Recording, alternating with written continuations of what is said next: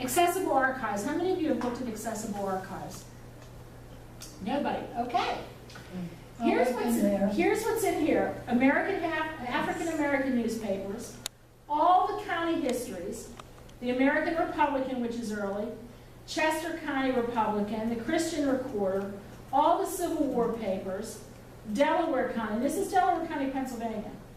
The Douglas Monthly, the Frederick Star, Godey's Ladies Book, the History of Women's Suffrage, the Liberators in here.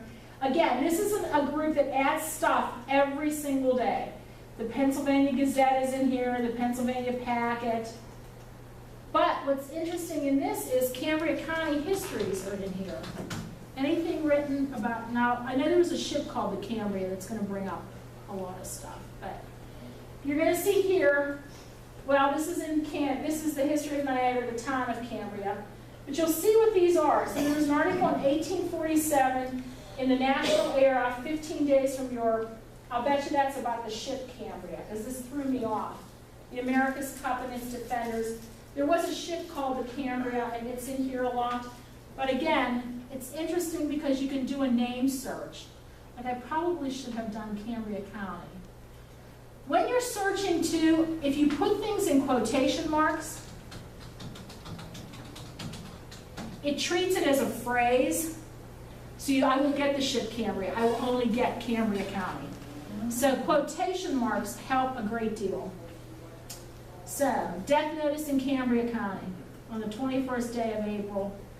It tells you who it was: Jane Douglas, consort of John Douglas and daughter of John so-and-so. So again, you can actually look at this document if you want. That's the actual death notice as it appears.